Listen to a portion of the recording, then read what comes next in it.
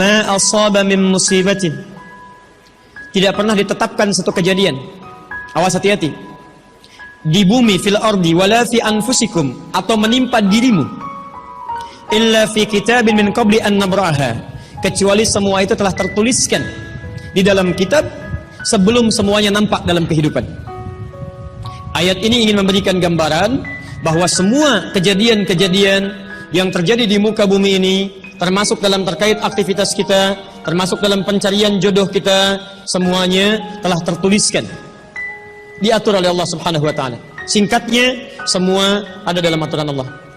Allah telah mengatur si fulan hidup sekian sekian sekian, meninggal sekian sekian sekian, rizkinya sekian, jodohnya akan mendapatkan sekian sekian sekian.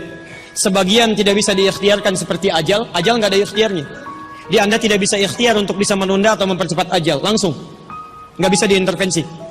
Sebagian ada yang harus diikhtiarkan, hukumnya sudah ada, cuman kita tidak tahu bagaimana dengan takdir yang telah Allah tetapkan. Maka untuk mendapatinya, maka ikhtiar kita untuk meraihnya. Maka ada sesuatu yang ditempuhnya dengan cara ikhtiar. Tayyib. Di antaranya ini jodoh. Allah telah tetapkan jodoh kita, diatur oleh Allah. Ini yang terbaik untuk kehidupan kamu.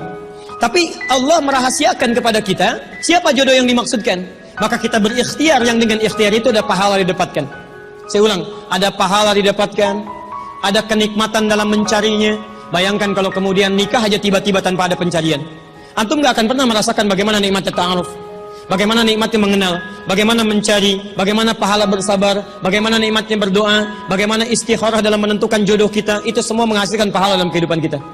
Maka yang pertama, lihat ketentuan Allah yang pertama, apapun ikhtiar yang telah Anda tempuh, maka semua ikhtiar ini tetap tidak akan keluar dari aturan Allah Subhanahu wa taala. Jadi kalau antum tadi sudah menunggu selama 4 tahun tanpa komunikasi, Masya Allah, sudah siap melamar, tiba-tiba Masya Allah dibalap oleh orang lain, kalah. Fokus. Maka bagaimana cara memahaminya? Perhatikan, ikhtiar yang Allah tetapkan dalam aturan yang dibuat tadi, boleh jadi tidak harus selalu menyampaikan kita pada tujuan yang kita inginkan. Karena aturan Allah itu ketika ditetapkan akan bersanding dengan maslahat bagi kehidupan kita yang menjalaninya. Ingat ini ya, ingat. Aturan Allah ketika menetapkan, fulan, rezeki kamu sekian, fulan, fisik kamu begini, fulan, jodoh kamu si fulan, si fulanah. Ketika Anda menempuhnya dengan ikhtiar, tidak harus kemudian Anda meraihnya sesuai dengan keinginan Anda. Contoh, maaf, Anda ingin misalnya sekolahnya ke ITB, Anda ikhtiar, juara satu. Begitu tes di ITB tidak lulus, lulusnya ke IAIN. Misal, harap-harap ke ITB, masuknya ke IAIN. Harap-harap ke ITB, masuknya ke UNPAD.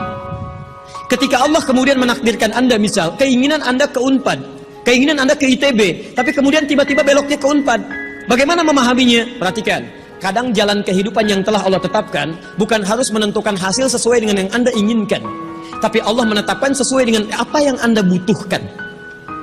Anda ingin ke ITB, tapi apa yang Anda dapatkan di ITB bukan maslahat buat kebutuhan Anda. Maka dibelokkan oleh Allah ke UNPAD supaya Anda mendapatkan apa yang Anda butuhkan dalam kehidupan Anda. Karena Allah mengabulkan apa yang Anda butuhkan, bukan apa yang Anda inginkan. Saya ulang, Allah mengabulkan hanya apa yang Anda butuhkan, bukan apa yang Anda inginkan. Ada 3 jenis cara pengabulannya. 1, jika kebutuhan Anda sesuai dengan maslahat kehidupan Anda meminta. Maka jika keinginan Anda dalam permintaan sesuai dengan kebutuhan Anda, maka segera dikabulkan. 2, ada yang ketika Anda memohon, Anda belum sanggup untuk mendapatinya. Nanti ketika Anda mulai sanggup, disitulah kemudian Allah berikan. Antum punya anak 5 tahun, antum kaya, punya banyak uang, kemudian anak itu minta dibelikan motor, dibelikan nggak? Uangnya ada, motornya siap dibeli, anak baru 5 tahun, minta dibelikan motor, dibelikan nggak? Tayyib, kenapa? Karena dia belum sanggup menggunakannya. Tapi Anda sampaikan, nah, papa punya uang, papa siapkan ya, nanti ketika sanggup baru saya berikan. Demikian ketika Anda meminta kepada Allah Subhanahu wa taala dan memohon. Maaf, Anda mohon, belum dikabulkan juga. Boleh jadi bukan Allah belum mengabulkan, tapi Anda belum siap untuk menerimanya. Contoh, Nabi Muhammad SAW berdoa kepada Allah supaya kiblat dipindahkan dari Masjid Al-Aqsa ke Masjidil Haram. Kapan berdoanya? Sejak di Mekah. Kapan dikabulkan? Saat ke Madinah. Kurang lebih 3 tahun baru dikabulkan. Quran surah kedua Al-Baqarah ayat 144, paling kiri sebelah bawah. Qad nara taqalluba wajhika fis sama' falanuwalliyannaka qiblatan taradaha fawalli wajhaka syatral masjidil haram. Muhammad, kami perhatikan engkau senantiasa menengadahkan wajahmu ke langit memohon, meminta. Lihat, maka mulai hari ini kami kabulkan doamu. Mulai palingkan kiblatnya dari Masjidil Aqsa ke arah Al-Masjidil Haram. Berapa lama Nabi berdoa? 3 tahun. Nabi Muhammad SAW berdoa 3 tahun baru dikabulkan oleh Allah.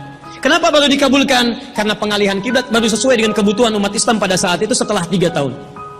Nabi Ayub alaihissalam. Antum kenal Nabi Ayub? Kenal di mana? Kadang-kadang kenal Nabi Ayub. Luar biasa. Tadi malam di Dumai ada yang kenal Korun.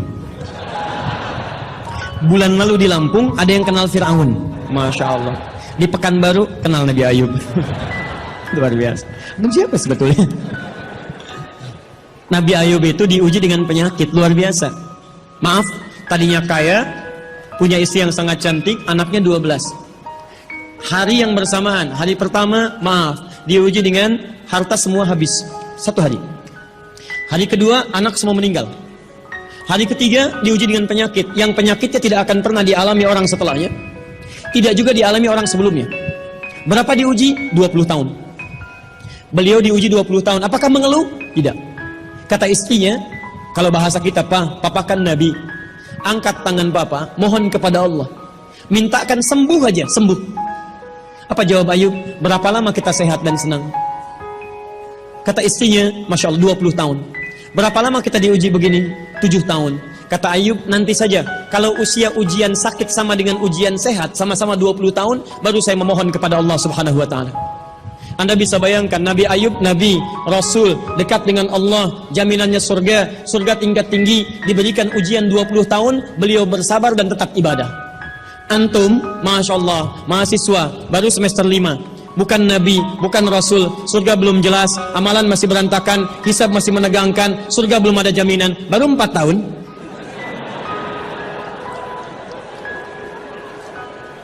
Itu yang terbaik buat antum. Yang terbaik. Jadi bukan berarti ketika Anda tidak mendapatkan dia, dunia hilang untuk Anda. Tidak. Banyak boleh jadi itu hanya titian ajaran dari Allah supaya Anda merasakan bagaimana nikmatnya ta'aruf. Supaya Anda belajar bagaimana mencari yang lebih baik lagi.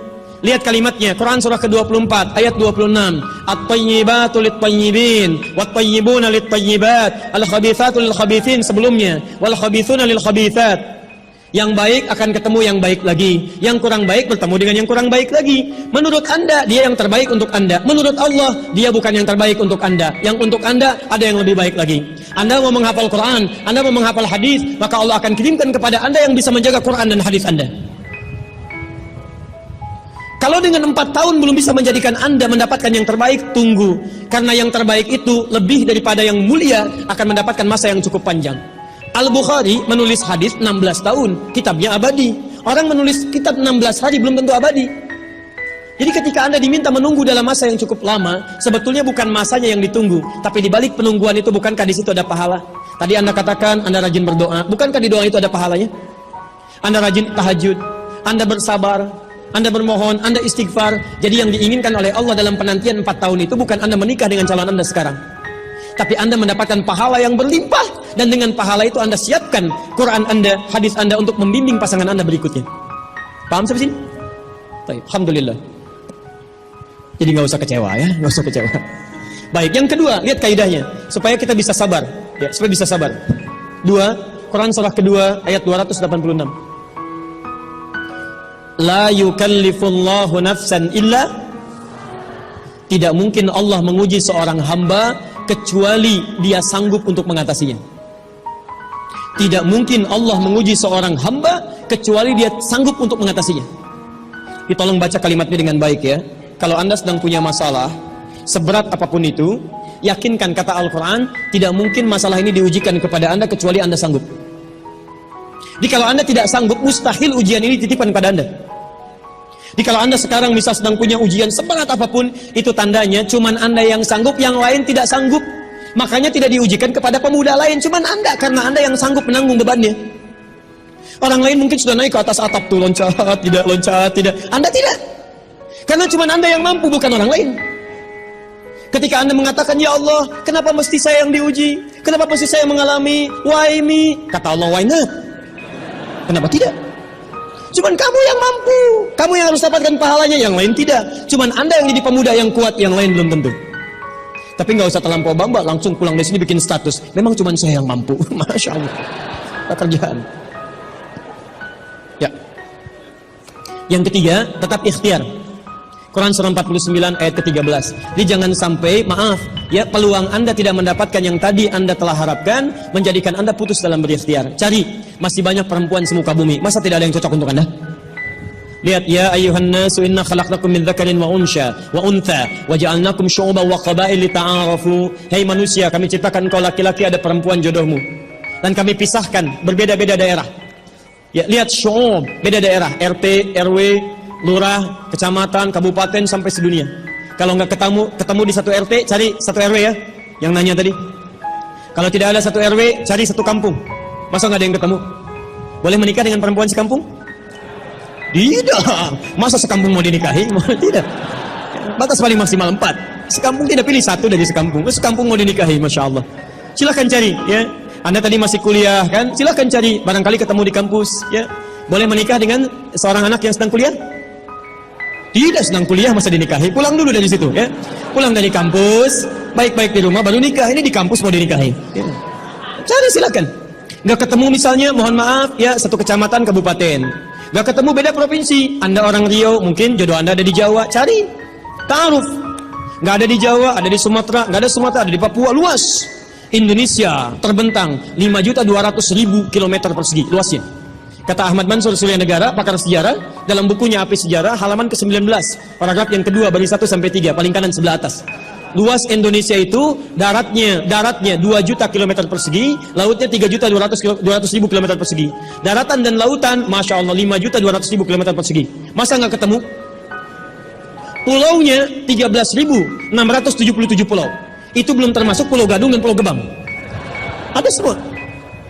Nggak ada di Asia Tenggara, nggak ada Asia Tenggara di Asia, nggak ada Asia Amerika, nggak ada Amerika di Eropa, nggak ada Eropa di Afrika. Masa nggak ada yang cocok?